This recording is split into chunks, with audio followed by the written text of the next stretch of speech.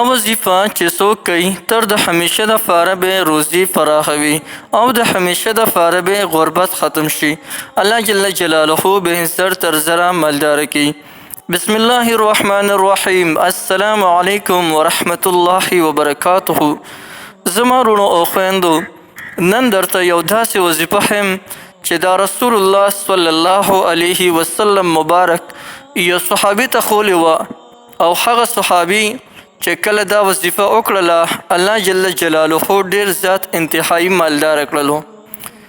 دا یو صحابي راغلو او نبی کریم صلی الله علیه وسلم مبارک ته وی د دې خپلې تنګدستۍ او د غریبۍ شکایت یې ورته وکړو، حضرت لاس مې انتهایی تنګ دی، ډېر زیات پریشانۍ سره مخامخ یم، غریبي او تنګدستي زما بالکل انتها ته رسېدلې ده، د الله رسول سره راته وښوه.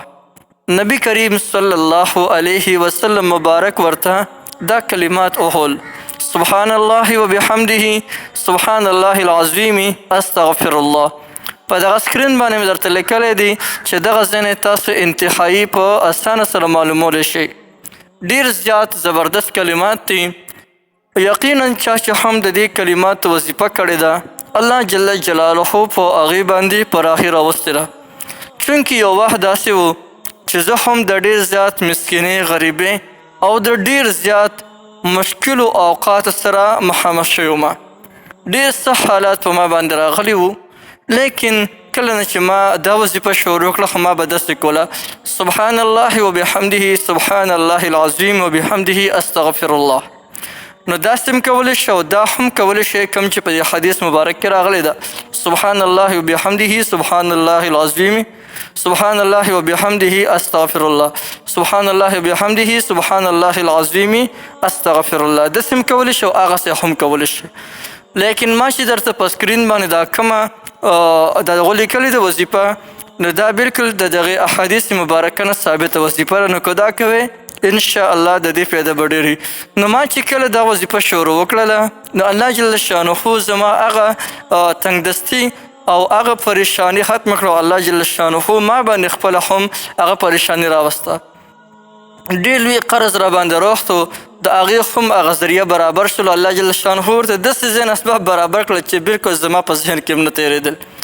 نو یقینا چې کوم یو کس هم دا وظیفه کړې ده هغه الله جل شانه کامیاب کړی دی. او هغه صحابي چې کله دا وظیفه شروع وکړه هغه ته الله جل جلاله ډېر زیات انتهایی مال دولت ورکړو، ډېر انتهایی مالداره کړلو. او بعضې کتبو لیکلی دی چې کوم یو انسان دا وظیفه خپل چې دی معمول جوړ کړي، د دې طریقه درته ښیم چې څنګه به یې کوئ. که دا وظیفه یو انسان خپل دغه جوړ کړي معمول، یعنی روزانه دا وظیفه کوي، نو رزق به دومره پراخه شي چې د ځان سره به ضایع کولې قدرې هم نشي. غریبي او مسکیني به رب العالمین داسې ځای نه ختمه کړي چې د دې انسان په وهم ګمان کې به هم نه تېرېږي. دونه مبارکه وظیفه ده. د دې وظیفې کولو طریقه خو یو دغه ده چې څنګه په دې حدیث مبارک کې راغلی ده چې کله دا صبح صادق راوخیږي نو دا دغې نه پس او د سحر د لمونځ نه مخکې تاسو دا وظیفه کوئ. لیکن زه به درته یو ډېره اسانه طریقه داسې وښیم.